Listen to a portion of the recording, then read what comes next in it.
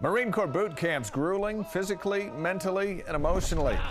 The 3-month grind breeds a reputation as one of the toughest challenges a human can endure. Thus, they are the few and the proud. Earlier this month, news specialist Jed Boal and photojournalist Mark Wetzel got an inside look at the tough tradition that is the boot camp diaries of the United States Marine Corps. Jed Boal joins us live tonight where it all begins for most Utah recruits. That's right, Deanie. Salt Lake actually has the largest geographic recruiting area for Marines in the United States. So if you're a Marine recruit from Utah or one of our neighboring states, your journey begins right here. But that path gets much tougher when they get off the bus in San Diego. Get off my bus right now! None of these Marine recruits will forget this night. These yellow footprints are legendary to generations of Marines. Once they get on the yellow footprints, we're going to teach them the position of attention, and we're going to start telling them what we expect from them, meaning to move fast, to be loud, and do everything with speed and intensity. When the recruits get it wrong, they get special attention. Even if they get it right, they get special attention. Some of them come with an attitude, and we try to take that from them right away because there's a big process that we have to get done. The young men are scared, but excited. They're trying to strip you down to something they can work with. Dalton Peterson is an Ogden recruit slated to graduate from boot camp July 3rd. I think it shows, that you want to hold yourself to that higher standard, and you want to be a person that not only the guy to your left and right can rely on, but the rest of the civilian population as well. 90 recruits in this wave, followed by several more waves tonight. A total of more than 400 fresh recruits for the week. It's the initial culture shock of Marine Corps recruit training. 17,000 male recruits from states west of the Mississippi will hustle through these doors this year. Females, who now comprise more than 6% of the enlisted force, go through boot camp at Parris Island, South Carolina. They get one frantic phone call home with a drill instructor barking in their ear. They give up their civilian clothes and possessions. Let's go, somebody sit down, let's go. And they lose all of their hair tonight. None of these Marine recruits are going to get any sleep tonight, and neither are their drill instructors. Over the next 3 to 4 days, they're going to continue this intensive intake process, and then on Friday, they'll meet the drill instructor who will take them through boot camp. You will not say another word until I am done speaking. My name is Sergeant Haley, and I am your senior drill instructor. Another introduction they will never forget. We will give every effort to training, even after some of you have given up on yourselves. We witnessed this with a group of educators. The drill instructors made sure we got a glimpse of what the recruits go through. There's a reason behind everything. Ethan Pfister is a Salt Lake recruit. It has been tough, I'll have to say. Every once in a while there's been days where I really question just myself, but at the end of the day, it's definitely been worth it. So it wasn't meant to be easy. You wake up and you say, it's going to be a better day, I'm going to push on. Some good young recruits from Utah. Of course, boot camp for the Marines is legendary for its physical training, or PT. Next week on Boot Camp Diaries, we'll actually take you through the combat physical fitness test and also a bayonet course. Guys, I actually had a chance to run through those myself, and I'll be able to show you just how exhausting that was. I'm eager to see that. What a revealing story, Jed. Thanks. Yeah. Good thing Jed's tough. This is a pivotal moment in every Marine's career, in their life, that they will never forget. The hardest thing I've ever done physically and mentally, sir. The Marine Corps calls it the Crucible. It is grueling. It's a 3-day event, the greatest challenge of boot camp, and a culmination of skills the Marine recruits have learned over the last 3 months. Welcome back. Good to have you along. Unlike Arthur Miller's novel, The Crucible, this has nothing to do with the Salem witch trials. The Crucible simulates battle conditions and tests the recruits' knowledge, physical fitness, and overall stamina. As news specialist Jed Boal shows us in this week's Boot Camp Diary, it's an emotional event that leaves Marines exhausted but exhilarated. Jed, he called you sir.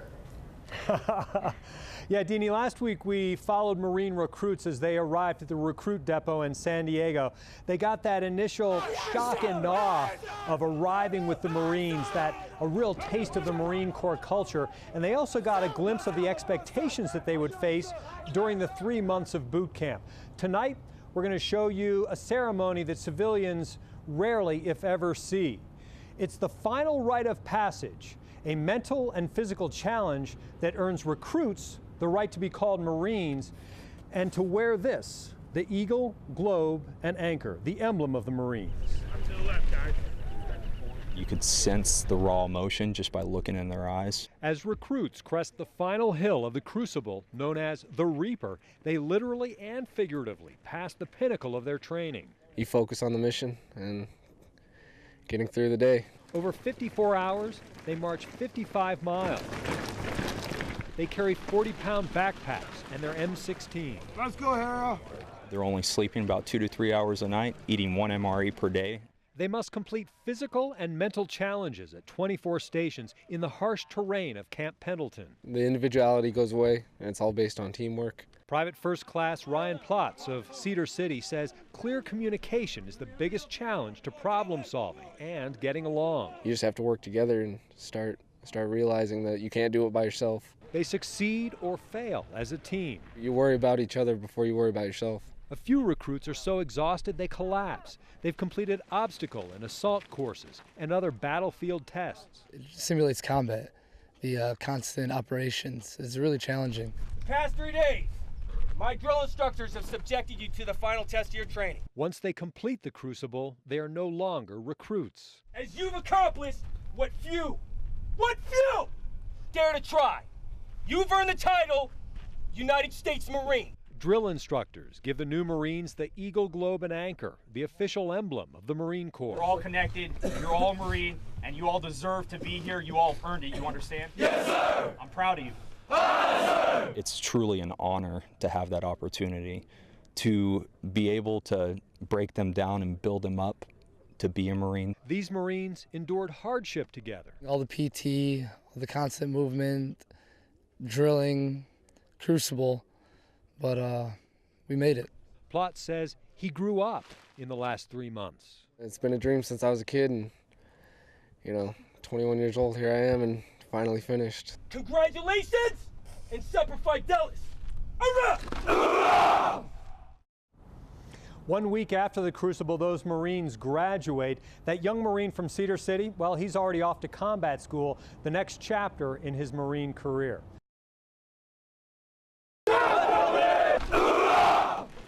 Listen to that. They are the few and the proud. Each year, 17,000 young men graduate from the Marine Corps Recruit Depot in San Diego, and their military career is just beginning with boot camp. Now, after boot camp, Marines head off for more and more training in their chosen fields of expertise. Tonight, News Specialist Jed Boal has our final chapter of Boot Camp Diary. Over the past few weeks, we've shown you the intensity, the exhaustion, and the dedication of Marine boot camp. But that's truly just the beginning for the young Marines. Their careers do not end right after boot camp. 1, 2. After 13 weeks of boot camp, You put your hands together, George! with drill instructors hounding every move, after the physical challenges and the baptism in leadership, the Marines savor this celebration. Graduation in front of superiors, friends, and family. About 400 graduate nearly every Friday. Each year, we continue to get better and better and more qualified applicants. Marine statistics show 99% are high school graduates. We sell the Marine Corps. Major Lance Day, commander of the Salt Lake Recruiting Station, says downsizing has intensified the criteria. Marine Corps is a very diverse organization. We have a lot of different aspects within the Marine Corps, a lot of different opportunities. Lance Corporal Corey Chittister of Kearns says he's grown up in the Corps. That maturity was really big, that first couple of months being in, just kind of learning more about myself, what I'm capable of, what I can do. He's a weather forecaster at Marine Corps Air Station Miramar and deployed to Afghanistan to give pilots accurate forecasts in combat. to support them do what they need to do, that was a good feeling. Chittister is a third-generation Marine who has 1 year left on his current contract. Right now, he's weighing his options for the future as to whether he'll stay as a Marine or transfer into civilian life. One thing that he knows that he does appreciate is the personal growth that he's had as a member of the Corps. I'm trying to keep my options open, both ways, don't close any doors, leave them all open. I will look into that as that approaches. Chittister tells me that he can certainly see himself as a Marine for another 4 years, but he also wants to pursue his education. That's another benefit and opportunity that he's earned as a Marine. For KSL 5 News, I'm Jed Boal.